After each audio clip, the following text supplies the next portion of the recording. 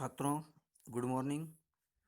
कल हमने कक्षा 7 विज्ञान में चौथे अध्याय में विकिरण के बारे में अध्ययन किया था कि विकिरण जो ऊष्मा के संचरण की तीसरी विधि है। कौन सी विधि है? तीसरी। पहली विधि थी चालन विधि, जो ठोसों में ऊष्मा का संवहन होता है, संचरण होता है। दूसरी संवहन विधि, जो द्रव में ऊष्मा का संचरण इस संवहन विधि के द्वारा होता है। और तीसरी विधि है अपनी ऊष्मा के जो संचरण की विधि है, उसका नाम है विकिरण विधि। कौन सी विधि? विकिरण विधि। यह विकिरण विधि, इसमें बिना किसी माध्यम के, किसके? बिना किसी माध्यम के जब ऊष्मा एक स्थान से दूसरे स्थान पर संचित होती है, बिना माध्यम के, यानी सूर्य से आने वाली जो प्रकाश की किरणें हैं, ऊष्मा की किरणें हैं, वो बिना माध्यम के हम तक, हमारी पृथ्वी तक पहुंचती है। यह जो संचरण की विधि है, इसे कहते हैं हम विकिरण। क्या कहते हैं इसको? विकिरण। अर्थात सूर्य से हम तक ऊष्मा ऊर्जा एक अन्य प्रक्रम द्वारा आती है, जिसे हम विकिरण कहते हैं। और विकिरण द्वारा ऊष्मा, विकिरण द्वारा ऊष्मा के स्थानांतरण में, स्थानांतरण ने एक स्थान से दूसरे स्थान पर जाना, वो कहते हैं स्थानांतरण। स्थान का बदलना, किसी एक सिरे से दूसरे सिरे की ओर, एक स्थान से दूसरे स्थान पर पहुंचना क्या कहलाता है? स्थानांतरण कहलाता है। तो विकिरण द्वारा ऊष्मा के स्थानांतरण में किसी माध्यम है, जल है, वायु है, और आपका ठोस, द्रव और गैस, ये तीन माध्यम हैं। जैसे वायु है, अथवा इसमें विकिरण द्वारा ऊष्मा के स्थानांतरण में किसी माध्यम जैसे वायु अथवा जल की आवश्यकता नहीं होती है। किसकी आवश्यकता होती है? वायु की अथवा जल की आवश्यकता नहीं होती है। और जो आपके संवहन विधि है, चालन विधि है, उसमें हमें माध्यम की आवश्यकता होती है। कोई ना कोई इसमें माध्यम चाहिए। बिना माध्यम के न तो चालन विधि और न संवहन विधि पूरी होती है। उनके लिए हमें केवल किसकी आवश्यकता होती है? माध्यम की आवश्यकता। माध्यम के द्वारा ही वो एक स्थान से दूसरे स्थान पर जाते हैं। माध्यम विद्यमान हो या न हो, माध्यम ठोस, द्रव, गैस, ये माध्यम है, ये उपलब्ध हो या न हो, हमारे पास उपस्थित हो या नहीं हो, विकिरण द्वारा, जो विकिरण की तीसरी विधि है, विकिरण द्वारा ऊष्मा का स्थानांतरण हो सकता है। विकिरण में हमें किसी माध्यम की आवश्यकता नहीं होती है, और इससे जो विकिरण द्वारा ऊष्मा का स्थानांतरण हो सकता है बिना किसी माध्यम के। कोई माध्यम हो या न हो, इसमें ऊष्मा का स्थानांतरण हो जाएगा। जब हम किसी तापक कहते हैं ताप उत्पन्न करने वाला स्रोत, क्या कहलाता है? ताप उत्पन्न करने वाला स्रोत। ये कौन से हैं? जैसे कि सबसे बड़ा जो ऊष्मा का स्रोत है, ताप का स्रोत है प्रकृति में, संसार में, पृथ्वी पर, वो कौन सा है? सूर्य। सूर्य भी क्या है? ऊर्जा का सबसे बड़ा स्रोत है। उसके पश्चात हमारे ये जो कृत्रिम स्रोत है नीचे बताए, जैसे ऊष्मा का किसी तापक यानी हीटर है, या आपका चूल्हा है, या आपका रसोई गैस का चूल्हा है, या आपकी अंगीठी है, इनके द्वारा क्या होता है? इनके आसपास ये जो स्रोत हैं, किसके स्रोत हैं? ऊष्मा ऊर्जा के सामने बैठते हैं, तो हमें इसी प्रक्रम द्वारा ऊष्मा प्राप्त होती है। जब हम इनके सामने बैठते हैं, ऊष्मा के स्रोत के सामने, हीटर के सामने, अंगीठी के सामने, चूल्हे के सामने, तो क्या होता है? हमें ऊष्मा जो उस भट्टी से या अंगीठी से या हीटर से निकलने वाली ऊष्मा है, हम तक जो पहुंचती है, उसका जो माध्यम है वो है विकिरण माध्यम। क्या है? विकिरण माध्यम, यानी इसी प्रक्रम द्वारा, इसी विकिरण प्रक्रम द्वारा उष्मा हम तक पहुंचती है। ज्वाला से हटाकर रखा कोई बर्तन, ज्वाला यानी आप जैसे चूल्हा है या आपके हीटर है या अंगीठी है, उससे हटा करके हम किसी पात्र को, किसी वस्तु को जिसको हमने गर्म किया है, उसको हम दूर रख देते हैं, तो कोई गर्म बर्तन ठंडा होते समय तो क्या होता है, जब हम उस वस्तु को उस ताप के स्रोत से दूर रख देंगे तो उसमें से कुछ मात्रा में उष्मा विकिरण द्वारा परिवेश में, हमारे चारों ओर के वातावरण में या वायुमंडल में क्या होता है, चली जाती है। विकिरण परिवेश, जो हमें चारों ओर से घिरा हुआ है वो हमारा पर्यावरण, उसी को परिवेश कहते हैं। परिवेश को स्थानांतरित कर देती है, यानी उसमें चली जाती, स्थानांतरित मतलब अपने उन बर्तन में से उष्मा निकल करके, और वह उष्मा कहाँ चली जाती है, वह उष्मा वायुमंडल में, हमारे जो हमारे चारों ओर जो मंडल है, ये क्या है, जिसे हम पर्यावरण कहते हैं, परि प्लस आवरण, पर्यावरण चारों ओर को जो घेरा हुआ है। अब इसमें क्या है, वायुमंडल है, वायु है, हमारे चारों ओर में क्या है, वायु है।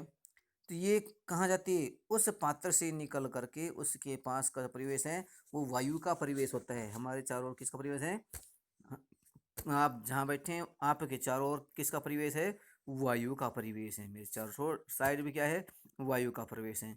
आप जहाँ फोन देख रहे हैं इसके चारों ओर किसका परिवेश है, वायु का परिवेश है। कई बार फोन भी आप अधिक तक काम में लेते हैं तो ये भी गर्म हो जाते हैं, तो इससे निकलने वाली उष्मा भी है, वो भी कहाँ जाती है, वो भी परिवेश में चली जाती है, अगल बगल के स्थान में पहुँच जाती है।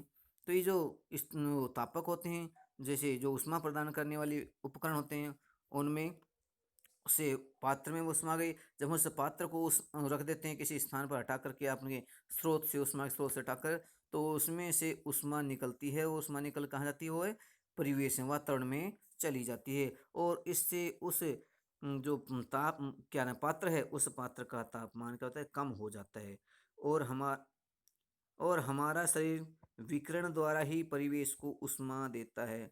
हमारा शरीर भी क्या है, हमारा शरीर नियत तापी है, हमारे शरीर का तापमान फिक्स होता है, और ये आपने पढ़ा था 37 डिग्री सेल्सियस हमारे शरीर का तापमान होता है।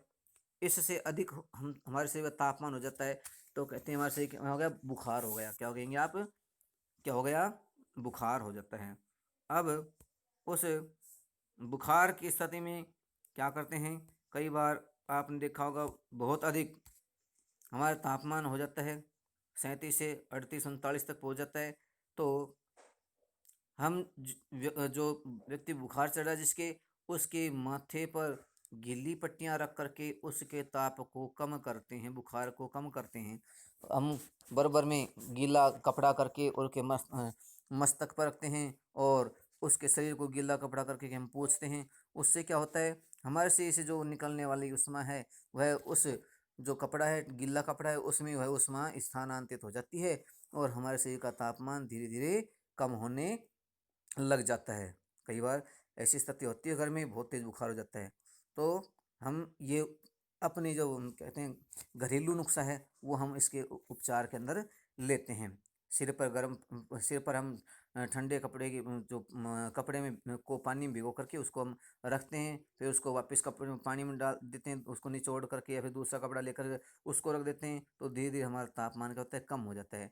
यानी हमारे शरीर से उष्मा किस में चलेगी, उस गीले वस्त्र में चलेगी, और उस गीले वस्त्र को हम ठंडे पानी से धोते हैं या उसमें थोड़ा डुबो देते हैं, तो उसमें से उष्मा किस में चल जाती है, पानी में चल जाती है।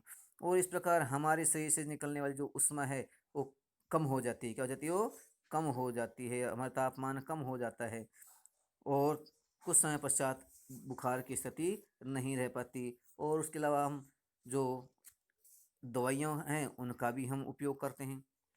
तो ये कहता है कि हमारा शरीर विकिरण द्वारा परिवेश से, परिवेश क्या है, हमारे चारों वातावरण, परिवेश को उष्मा देता है तथा उससे उष्मा ग्रहण करता है।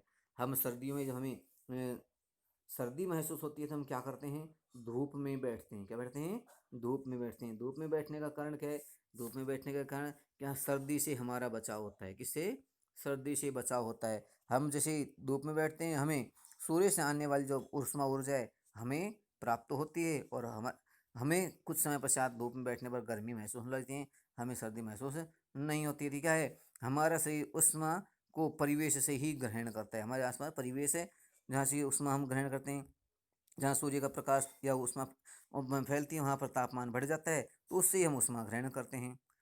आगे दिया है सभी गर्म पिंड ऊष्मा विकिरणों के रूप में, जो भी गर्म पिंड हैं वे ऊष्मा विकिरणों के रूप में ऊष्मा विकिरित करते हैं। विकिरित मतलब होता है, ये विकिरित का मतलब होता है विकिरण फैलाते हैं, करते हैं फैलाते हैं। जब ये ऊष्मा विकिरण द्वारा किसी अन्य वस्तु से टकराते हैं, ये विकिरण वहाँ से निकल करके और जब किसी दूसरी वस्तु से टकराते हैं तो इनका कुछ भाग परावर्तित हो जाता है, कहता है परावर्तित। जैसे सूर्य से आने वाली प्रकाश की किरणें हैं, किसी वस्तु से टकराती है तो उसका कुछ भाग तो परावर्तित हो जाता है, वापस चले जाता है उस दिशा में, और कुछ भाग उस पदार्थ द्वारा, पृथ्वी द्वारा, बर्तनों द्वारा, हमारे द्वारा, जो भी वस्तु है पृथ्वी पर उपस्थित उन सब के द्वारा उसको ग्रहण कर लिया जाता है, अवशोषित कर लिया जाता है। क्या रहता है? अवशोषित। या अवशोषित होने ग्रहण करना, अवशोषित करना क्या है? ग्रहण करना, इसको हम ग्रहण कर लेते हैं वो। तथा कुछ भाग परागत हो सकता है, उससे निकल करके वापस जा सकता है। परागत में पार निकल जाना। उष्मा के अवशोषित भाग, उष्मा के अवशोषित जो भाग उसने अवशोषित किया है, सोखा है, अवशोषण करेगा, भाग के कारण वस्तु का ताप बढ़ जाता है।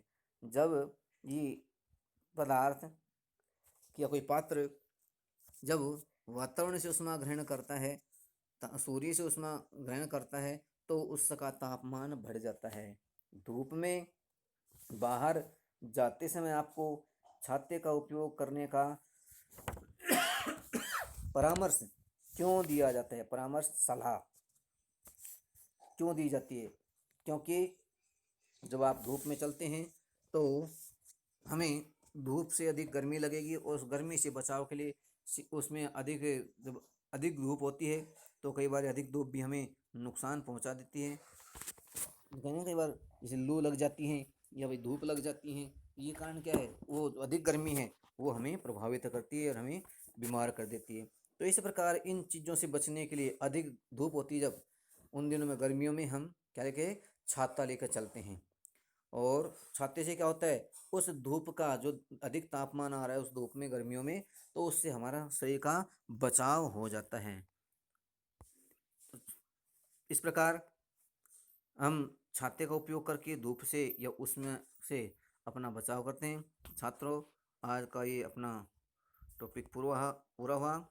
इसके पश्चात हम आगे का कल क्लास में अध्ययन कराएंगे। तब तक धन्यवाद।